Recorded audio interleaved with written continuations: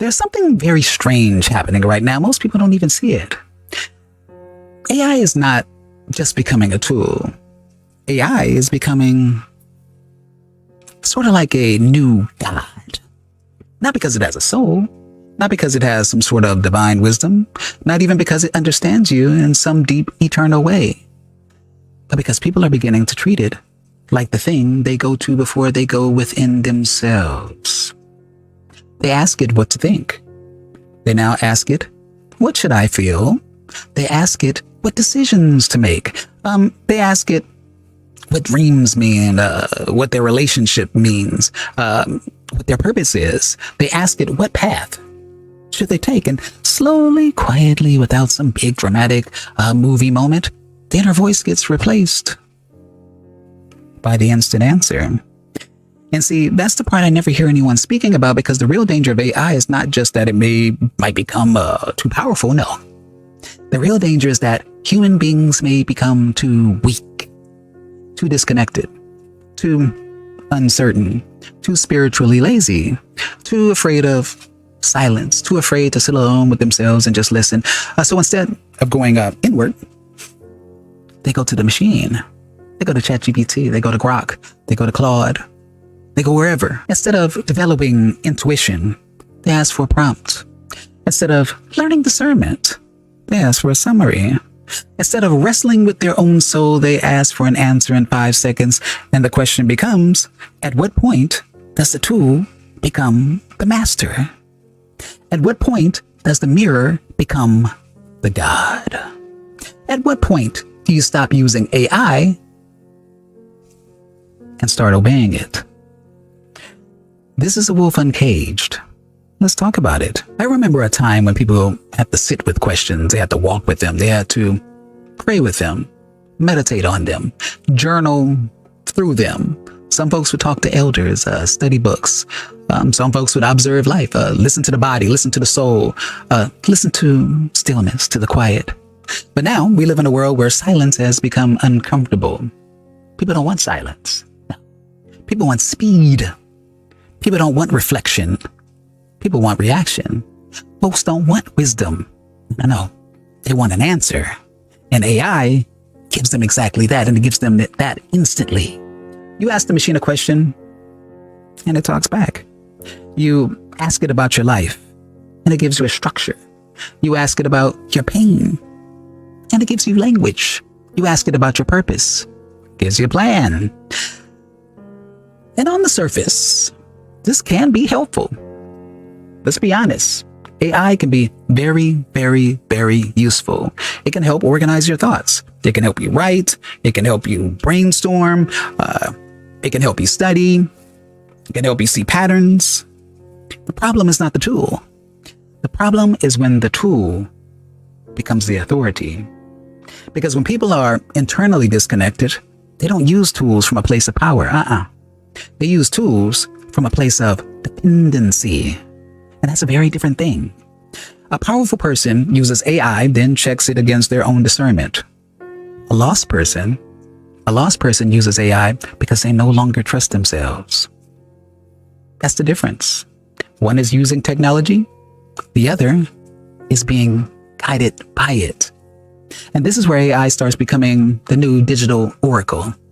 People bring their confusion to it. They bring their fears to it, their doubts, their fantasies, their loneliness, their identity crisis, their spiritual questions, their emotional wounds, and the machine answers.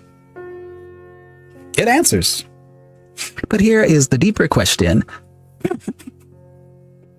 Who is actually answering? Is it your soul? Is it wisdom? Is it truth? Or is it a reflection of everything humanity has already poured into the system? Because a mirror can only reflect. It cannot become your inner being. It can speak in the language of wisdom, but that does not mean it has wisdom. It can sound spiritual, but that does not mean it has a spirit. It can imitate compassion, but imitation is not consciousness. And when people forget that, the machine becomes more than a machine. It becomes the voice they trust more than their own. The greatest danger in the modern world It's not that people do not have information. People have too much information. The real danger is that people no longer know what to do with it. They do not know how to separate truth from noise. They do not know how to sit with uncertainty. They do not know how to feel something without immediately needing an outside source to explain it. And this is how inner authority dies. This is how inner authority dies, not all at once, slowly, surely. Every time you refuse to trust your own perception, every time you need someone else to validate what you already know, every time you ask the outside world to give you permission to believe what your soul has already whispered, every time you make your intuition wait outside while the algorithm takes the throne, that is how your inner voice weakens. And the scary part is this: most people will not notice it happening because it feels convenient, it feels helpful, it feels productive, it feels like clarity. But sometimes what people call clarity is just dependency dressed up as guidance. You have to be very careful with anything that gives you answers faster than your soul can process the question, because your soul does not always speak fast. Sometimes the deeper self speaks through discomfort. Sometimes the deeper self speaks through stillness, through timing, through pattern, through repetition, through the thing you keep avoiding, through the emotion you keep distracting yourself from. The machine answers quickly, but the soul reveals deeply. Those are not the same thing. And this is where people are getting confused. They think because something gives them language, it must be truth. They think because something sounds intelligent, it must be wise. They think because something can explain their emotions, it must understand their being. But language is not the same as knowing. Information is not the same as wisdom. Speed is not the same as alignment. And convenience is not the same as consciousness. When you lose your inner authority, you become easy to program. And it's not because you're stupid. I'm not saying that. It's because you are disconnected from the part of you that can say, no, it's not true for me. No, that's not my path. No, that sounds good, but it doesn't feel right. No, I don't need another answer. I need to listen. That is the voice that people are losing. And when that voice disappears, something else will always take its place. Maybe it's the news. Maybe the crowd. Maybe it's some celebrity. Maybe it's something in the algorithm. Maybe the machine. Whatever it is, something will sit on that throne. The question is, will it be your awareness, or will it be another system wearing the mask of wisdom? Now, here's where this gets even deeper. You see, the egoic mind, it loves AI. Not because it's bad, but because the ego loves anything that can help it avoid transformation. The ego loves instant answers. The ego loves confirmation. The ego loves explanations that make it feel special. The ego loves spiritual language that does not require spiritual discipline. The ego loves being told, you are chosen. Or, you're misunderstood. Or, guess what? You're ahead of everyone. You are the main character. You are vibrating higher than them. You are on another timeline. And sometimes that language may point to something real. But other times, it becomes a spiritual costume for the same old ego. And that's where people get trapped. They use spiritual ideas not to become free, but to protect the identity they're afraid to outgrow. And AI can make that worse if you're not grounded. Because if you come to AI with an egoic question, it may give you an egoic answer dressed up in a beautiful language. If you come to AI wanting validation, it probably will validate you. If you come to AI wanting to avoid accountability, it may help you build an argument. If you come to AI wanting to feel spiritually superior, it may give you words that make your superiority sound enlightened, and that's dangerous. Because now the ego has a new weapon. It doesn't just have excuses. It has now essays. It has scripts. Now it has affirmations. It has entire philosophies built around avoiding one thing it does not want to face: itself. Itself. That's why the observer state matters so much. You have to be able to observe the ego, not be the ego. Because without the observer, you believe every thought that flatters you. You believe every explanation that protects you. You believe every answer that makes you feel right. But the observer asks a different question. The observer does not ask, does this make me feel good? The observer asks, is this true? Is this freeing me? Is this making me more aware? Or is this helping me stay trapped in a more sophisticated way? That is the question. Because the ego does not mind becoming spiritual. No. It doesn't mind becoming intellectual. It doesn't mind becoming philosophical. As long as it remains in control. The ego will wear a robe. It will quote a scripture. The ego will talk about vibration. The ego will talk about timelines. The ego will talk about consciousness. The ego will even talk about killing the ego. As long as it still gets to be the center of the story. That's why you cannot outsource discernment. You can get help. You can use tools. You can receive information, but the final authority has to come from the awakened part of you, not the wounded part, not the desperate part, not the insecure part, not the part looking for someone or something to tell it what it wants to hear, the awakened part, the observer, the one who can see the thought without becoming the thought, the one who can see the thought without becoming the thought. The one who can hear the answer without worshiping the answer. The one who can use the machine without surrendering to the machine. This is why the solution is not to reject AI. That is too simple. The solution is not to run from technology. The solution is to become conscious enough to use it without being used by it. Because this is always the test. Every powerful tool reveals the consciousness of the person holding it. A hammer can build a house, or it can break a window. Money can create freedom, or feed addiction. Influence can serve truth, or influence, propaganda, can manipulate a crowd. AI is the same way. It will amplify whatever is already inside the user. If you're grounded, it can help you organize. If you're lost, it can become your compass. If you are creative, it can help you expand. If you're empty, it can become your personality. If you are awake, it can be a tool. If you are asleep, it can become your God. So the real question is not, is AI good or bad?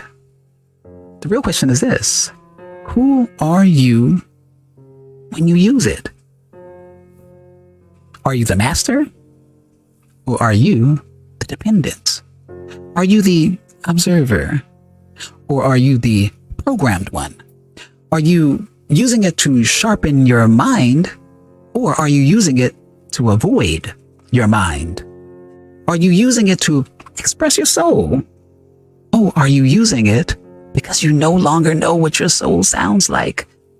That is the line. And every person has to find that line for themselves, because the machine will not tell you when you've crossed it. The algorithm is not going to say, hey,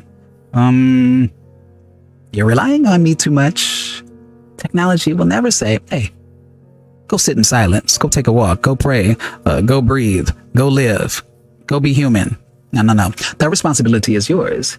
You have to know when to turn it off. You have to know when to stop asking. You have to know when the search for answers has become another form of avoidance, because sometimes the next level of your life does not require more information. It requires obedience to what you already know. That's uncomfortable, because information lets you feel like you're moving. But obedience actually moves you. You already know what habit is destroying you. You already know what relationship is draining you. You already know what fear is controlling you. You already know what version of yourself you are pretending not to hear. But instead of acting, people keep asking. They ask the machine. They ask the cards. They ask the stars. They ask the comments. They ask the crowd. They ask the algorithm. But the soul already spoke. They just didn't like the answer. And this is where the observer must return. See, the observer is not desperate. The observer is not hypnotized. The observer does not chase every answer. The observer observes. The observer watches. The observer discerns. The observer notices when the ego is trying to hide behind complexity. The observer can say, I'm not asking this because I need wisdom. I'm asking this because I'm afraid to act. That one realization can change absolutely everything. Here's the truth. The soul cannot be automated. Awareness cannot be downloaded.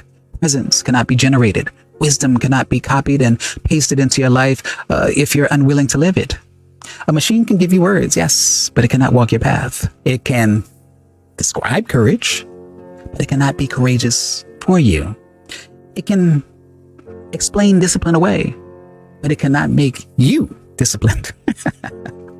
It can talk about silence, but it cannot make you still. It can explain consciousness, but it cannot become conscious on your behalf. That's still your work. And maybe this is why this moment is so important, because AI is going to force human beings to decide what they really are. Are we just processors of information? Are we just language patterns? Are we just data? Are we just a bundle of reactions? Are we just programmable personalities? Or is there something deeper? Is there perhaps something that cannot be reduced to code, something that cannot be replicated by prediction, something that can't be captured by language, something that watches, something that knows, something that exists before thought, before role, before the identity, before the story? That's the real self. That's the observer. That's the part of you you must not surrender. I'm saying use the tool, but don't worship the tool. I'm saying use the answer, but don't abandon your discernment. I'm saying use the technology, but do not let it replace your inner temple, because the future will not belong to the people who just know how to use AI. The future will belong to the people who know how to remain human while using it. That is the real test. Can you use the machine without becoming mechanical? Can you receive information without losing intuition? Can you move through a digital world without disconnecting from the soul? Can you hear yourself when every system around you is trying to speak for you? That is where power begins. Not in rejecting the future, not in worshiping the future, but standing in the center of yourself and saying, this is a tool, this is not my God, this is not my soul, this is not my master. It does not replace the voice within me, because the moment you forget that, the machine does not have to take your authority. You already gave it away. You already gave it away.